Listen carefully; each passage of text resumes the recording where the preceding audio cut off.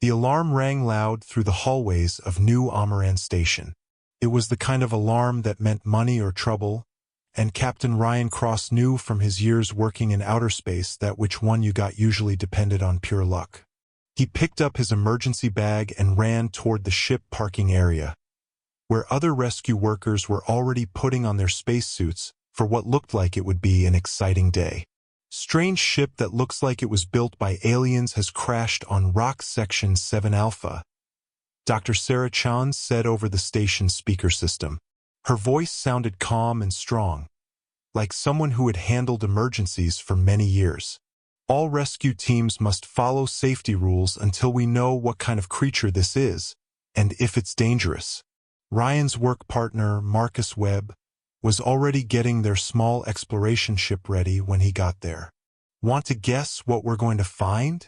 Marcus asked while checking the ship systems. Knowing how things have been going for us lately, something valuable, something deadly, or maybe both, Ryan said as he sat down in the second pilot's chair. He looked out the window at the field of space rocks floating outside. The light from the nearby star Kepler 442 made them look different than usual. I have to say I'm interested, though. We don't see many alien visitors this far out on the edge of space.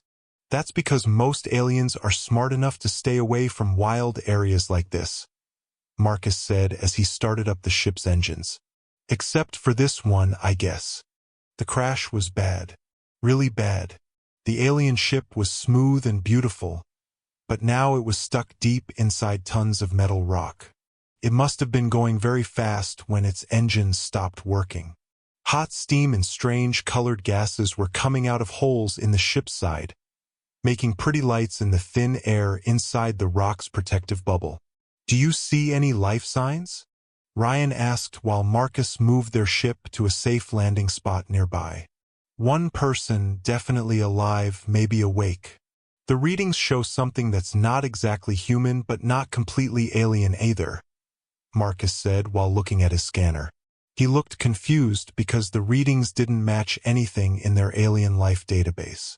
I'm also getting weird electric signals that mean there's really advanced technology mixed in. They walked toward the broken ship carefully, being cautious like frontier life had taught them to be.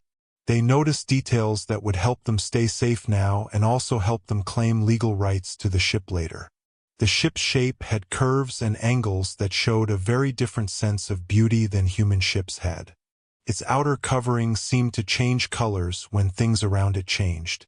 Ryan was the first one to see her. She was sitting completely still next to what was left of the ship's control room, and when he first saw her, he stopped walking and thought about turning around. The person was definitely female, definitely shaped like a human, and definitely wearing some kind of armor that glowed with an angry red light that pulsed like a beating heart.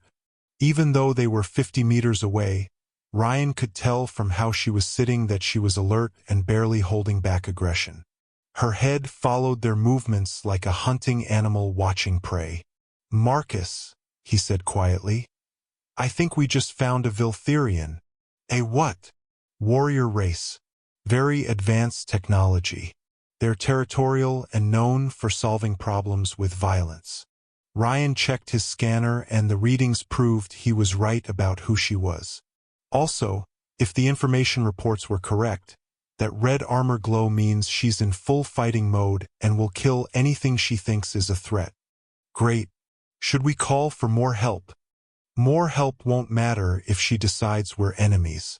Theran fighting armor is supposed to be connected to their nervous system.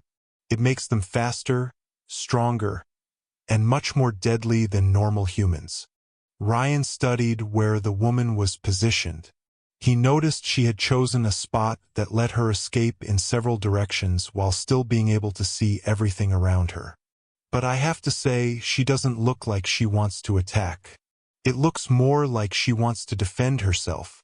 They moved back to a safe distance and called Dr. Chun. Her response was quick and clear. All workers must stay at a safe distance from the crashed ship. No one should try to talk to the survivor until we know what she wants to do and what she can do. Understood, Ryan replied. though privately he found himself looking at the Theron woman with growing interest rather than fear. Over the next few hours, while New Amaran's small security team set up a guarded area around the crash site, Ryan watched details that didn't match what he had been taught about Theron behavior. The woman hadn't moved from her defensive position, but she also hadn't made any threatening moves toward the humans watching her. Her armor's red glow stayed the same, but it seemed more like a warning than getting ready to attack. Most important was that she was hurt. The way she held herself showed she had injuries in her stomach area. The way she positioned her left arm showed she probably had broken bones that she was trying to hide. Her ship showed damage that looked like it had been done on purpose, not by accident. There were scars from energy weapons and holes that looked more like sabotage than equipment failure. "Dr. Chun," Ryan called through his radio, "I'm seeing evidence that she might not be our main problem. Her ship was attacked before it crashed, and she has serious injuries, which could make her more dangerous, not less. Wounded animals are hard to predict. Or it could make her someone who needs medical help rather than soldiers watching her. Captain Cross, I'm ordering you to keep your distance and not do anything that might seem threatening." Ryan agreed to follow the order while continuing to study the Theron woman. He noticed her armor's glow changed based on what was happening around her. When security people moved closer, the red got brighter. When they moved away, it got a little dimmer. She was definitely conscious, definitely watching their movements, and clearly able to control her emotions well despite being injured. When he noticed blood coming through gaps in her armor, Ryan made the decision that would change both their lives. "Marcus, I need you to prepare medical supplies and have Dr. Chun ready for emergency treatment." "Ryan, she told us to stay away. She told us not to be threatening.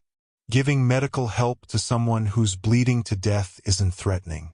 It's basic human kindness. To a human, maybe.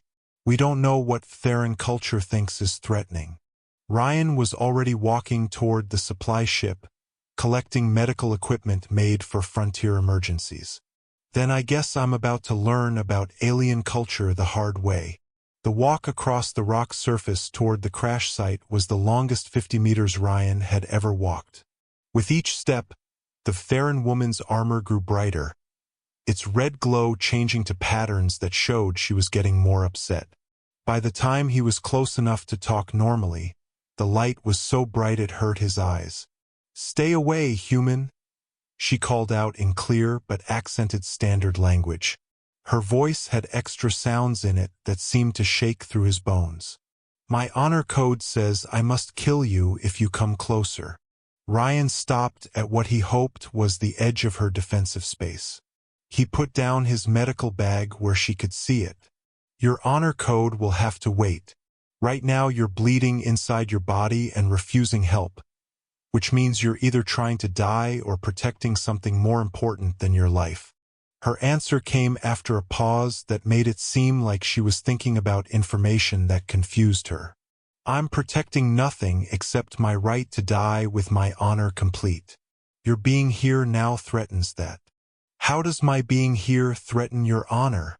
"Because I'm carrying information that will destroy the peace between our races if it gets into human hands. Because my death will start recovery procedures that will kill any witnesses to that information. Because letting you stay here means you'll die along with me." Ryan thought about this while studying her more carefully. He noticed details that showed a complicated picture of her situation. "What if I don't want the information you're carrying? What if I just want to stop you from bleeding to death on my rock? What you want doesn't matter when it comes to honor and duty. Maybe, but my medical training matters when it comes to the fact that you're going into shock from losing too much blood." He took a step closer, watching how her armor's glow got brighter in response. "So here's my offer. I give you emergency medical treatment. You don't kill me, and we figure out the complicated political stuff after you're not dying anymore." "You would risk death to save the life of an enemy?" I would risk death to save the life of anyone who needs medical help. Enemy, ally, or total stranger. The medical rules are the same. She was quiet for a long moment, and Ryan could see her struggling with ideas that didn't translate easily between their cultures. I am Zara Keth Voron, Colonel of the Theron 7th Fleet. I was betrayed by my own commanders during a diplomatic mission that discovered problems in our military cooperation with human forces. Her armor's glow changed to include deeper purple colors that Ryan didn't recognize. The information I carry could stop a war or it could start one. I can't predict which is more likely. Then let's focus on what we can control, Ryan replied, taking another step closer. You surviving long enough to make that decision when you're thinking clearly instead of bleeding to death. For the first time since he'd started walking toward her, Zara's armor got a little dimmer, though it stayed a warning red. You are either very brave or very foolish human. Captain Ryan Cross, he corrected. And I'm definitely both. The question is whether you're going to let me help you or whether I'm going to watch you die for principles that won't matter if you're not alive to follow them. Her laugh was bitter but real. Captain Cross, your species' way of thinking about honor is surprisingly simple. We prefer practical over honorable most days. Ryan moved another step closer. He was close enough now to see the details of her connected armor and how badly she was hurt. Though in this case, I think the practical choice and the honorable choice might be the same thing. Zara's armor changed to a deep blue color Ryan had never seen before, and her voice sounded different when she spoke again. Very well, Captain Cross. Save my life, and I will try to make sure your death serves a bigger purpose than just satisfying honor. As Ryan began opening medical supplies made for human bodies but that could work on alien ones too, he thought about how frontier life had taught him many things. But giving first aid to aliens definitely hadn't been part of his original training.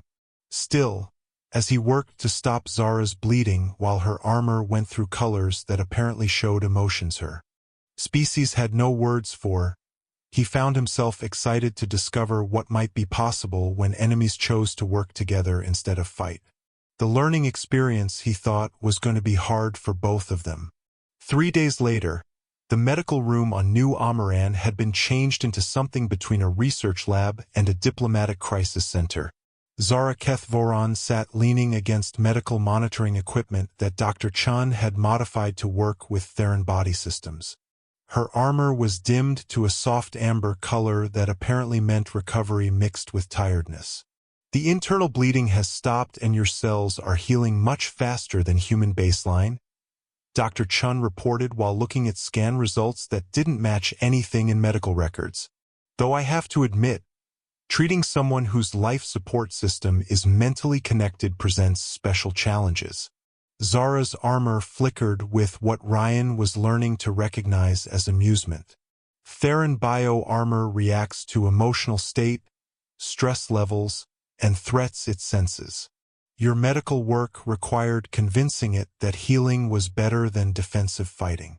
Which explains why my attempts to give you sleep medicine for surgery almost triggered an automatic weapons response, Dr. Chun said dryly. Ryan's presence seems to calm down your armor's defensive systems. Ryan looked up from the tablet where he'd been reading intelligence reports about Theron technology and culture. Calm it down how? When you're in the room, her armor stays calm colors and doesn't react defensively to medical procedures. When you leave, it shifts toward fighting readiness and treats every medical action as a possible attack. That shouldn't be possible, Zara said, her armor going through colors that seemed to show confusion. Bio-armor bonding is a genetic trait that only happens between Theron individuals with matching neural patterns. It can't work with other species. Maybe your armor is more flexible than your people thought, Ryan suggested. Or maybe almost dying changes how the bonding works. Or maybe, Dr. Chen added, we're seeing something that's never been written down because Therons and humans don't usually work together on medical treatment when someone's life is in danger. Their conversation was stopped by an urgent message from the station's outside sensors. Marcus Webb's voice came through the speaker with news that Ryan had been worried about. "Ryan, we've got company. 3 ships, unknown design, coming from Galactic North. Their energy signals match the crashed ship's technology." Zara's armor immediately changed to deep red, and the way she sat changed to something that looked like a hunting animal getting ready. "Recovery forces. They will kill any witnesses to my being here, then take my body for questioning." "Questioning?" Ryan asked. "After death, brain extraction. Standard procedure for recovering secret information from dead agents." Zara's voice had extra sounds in it that made the medical room's equipment show unusual readings. "Captain Cross, you must get your people out immediately. My being here has made the station a valid military target." Dr. Chun turned on the facility's emergency systems while looking at screens that showed the approaching ships.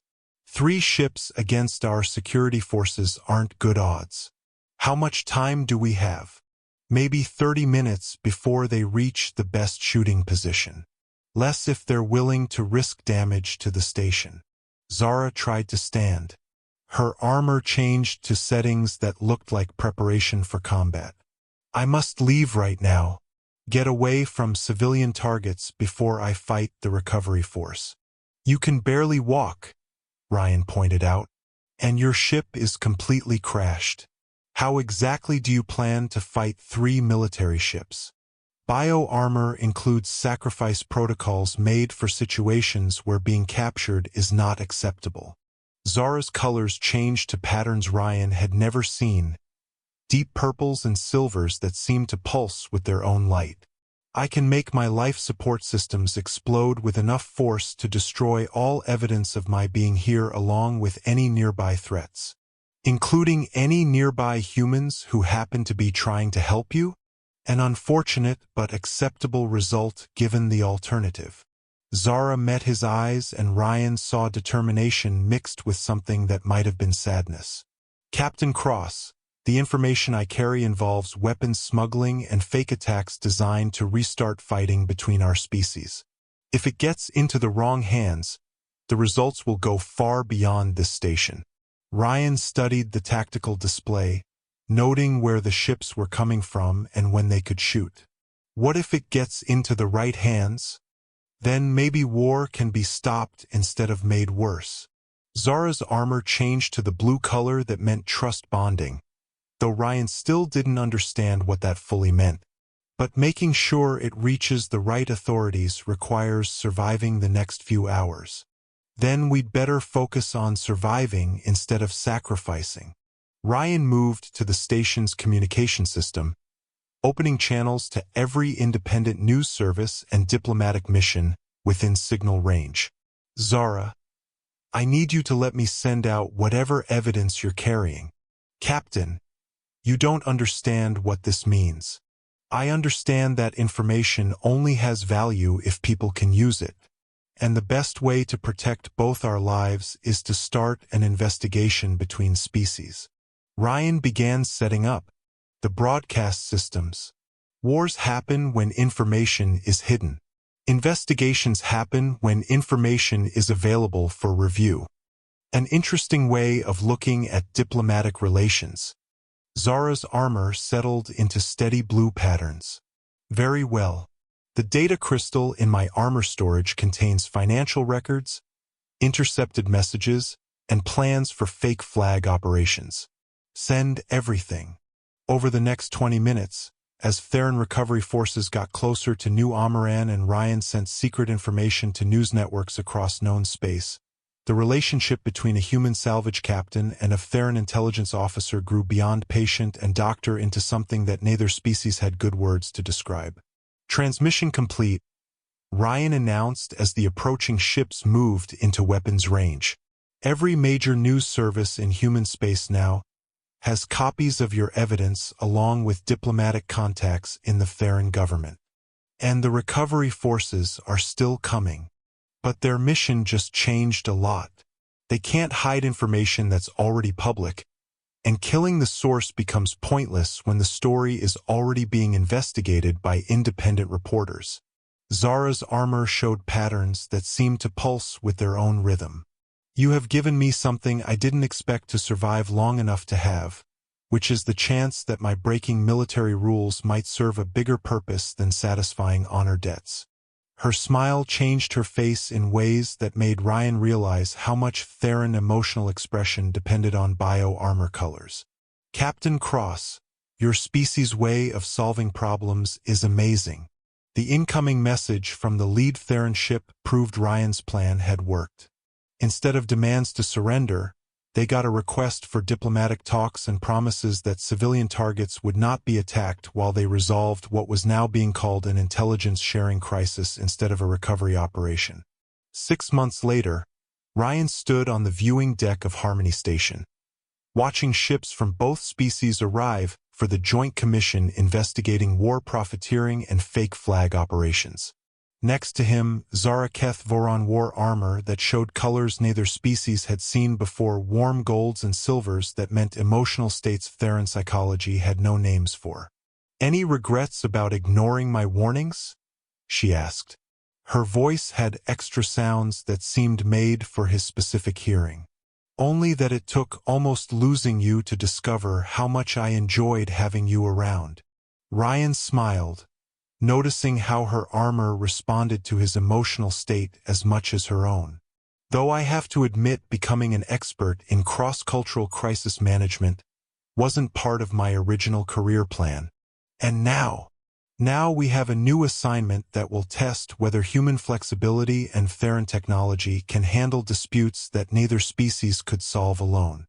Ryan pointed toward the commission meetings where their evidence had led to arrests and changes in both governments.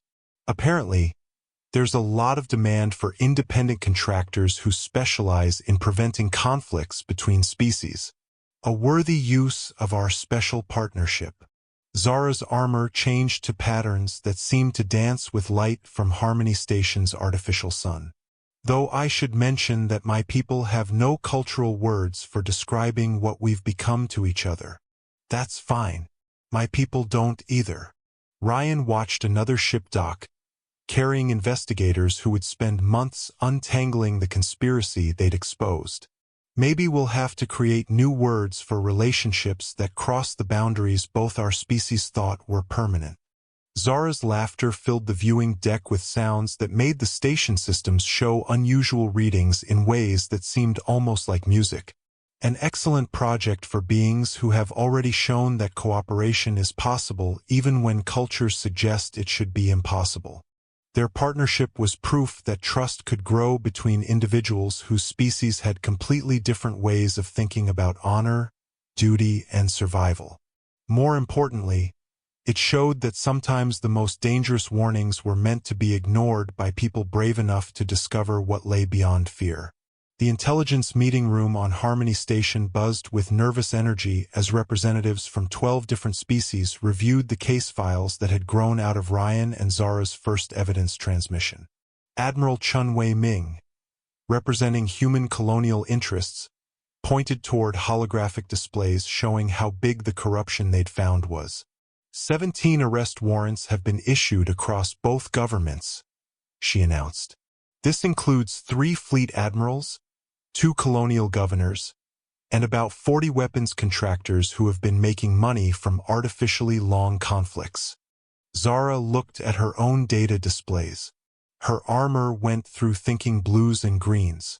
The fake flag operations were bigger than the first evidence showed. "Someone has been organizing border incidents for almost 5 years, making sure that peace talks failed whenever they got close to success. Which brings us to your next assignment," Admiral Chun continued, turning on a star chart that showed the disputed areas between human and Theron space. "The Kepler borderlands have seen growing tensions despite the ceasefire agreements. Local commanders on both sides report unprovoked attacks that intelligence suggests may be a continuation of the fake flag operations." Ryan studied the tactical data, noticing patterns that suggested coordinated harassment rather than real military buildup. Someone still working to restart the war even after the conspiracy was exposed. Exactly. Which is why the Joint Commission is authorizing an independent investigation team with full diplomatic immunity and access to resources from both governments. Admiral Chen's face suggested she wasn't totally comfortable with the proposal. Your partnership has shown effectiveness at finding information that traditional intelligence services missed. Because we're not limited by the institutional assumptions that stopped previous investigations, Zara observed. Independent contractors can ask questions that military personnel can't pursue without breaking chain of command. And because your bio-armor provides abilities that human technology can't match, while Captain Cross's cultural flexibility allows access to information sources that Theron approaches would find threatening. Ryan thought about what working in disputed territory would mean, where both sides kept military forces and neither government could guarantee their safety. What kind of support would we have? Officially, full diplomatic credentials, unlimited funding, and priority communication access to both military commands. Admiral Chen paused meaningfully. Unofficially, if you discover evidence that involves current government officials in ongoing fake flag operations, your support may disappear very quickly. In other words, we're expendable if the investigation leads somewhere politically inconvenient, Ryan summarized. You're independent contractors with the freedom to pursue investigations wherever the evidence leads, regardless of political considerations. The distinction is subtle but important in frontier space law. The Commission will support your findings as long as they're documented according to standard evidence rules. Zara's armor changed to colors that showed calculation mixed with determination. Captain Cross, are you prepared for an investigation that may require us to work without support from either government? I'm prepared for an investigation that might prove both governments are still being manipulated by people who profit from conflict. Ryan turned on his personal data systems, noticing how they automatically synchronized with Zara's bio-armor interface, a feature that hadn't existed before their partnership. The question is whether we can gather evidence faster than the conspirators can destroy it or destroy us. The individuals involved in the original conspiracy had resources that went well beyond official government channels, Admiral Chon added. Assuming they're still working, your investigation will make you targets for elimination. Which brings us back to the basic question, Zara said. Her armor showed patterns that seemed to pulse in time with Ryan's heartbeat. Do we pursue dangerous investigations that could prevent war? Or do we choose safety and allow conflicts to get worse? Ryan looked around the meeting room, noticing how representatives from multiple species were watching their decision with the kind of attention that suggested broader meanings than simple assignment acceptance. How many people have died in the border incidents over the past 6 months? About 3,000 military personnel and an estimated 12,000 civilians, Admiral Chun replied grimly. Then I think the choice is already made. Ryan stood, holding out his hand to Zara in the human gesture of partnership. We pursue the investigation, document whatever we find, and try to prevent more people from dying for the sake of someone else's profit. Zara's armor blazed with golden light as she took his hand. The biomechanical connection responded to their shared commitment in ways that made the room's monitoring equipment show energy patterns that neither species had ever documented before. Agreed. Though I should mention that this investigation will likely require us to work in circumstances where our unique partnership provides tactical advantages that normal approaches can't match. Meaning that your presence allows my armor to work in stealth settings that require trust bonding between operator and anchor. Zara's explanation carried technical details that Ryan was still learning to understand. With proper coordination, we can gather intelligence from locations that would be impossible for traditional investigation teams to reach. Admiral Chun reviewed their personnel files one final time. Captain Cross, Colonel Kethvoron, Your partnership has already shown that cooperation between species is possible under extreme circumstances. This investigation will test whether that cooperation can extend to preventing wars before they start. No pressure, Ryan observed.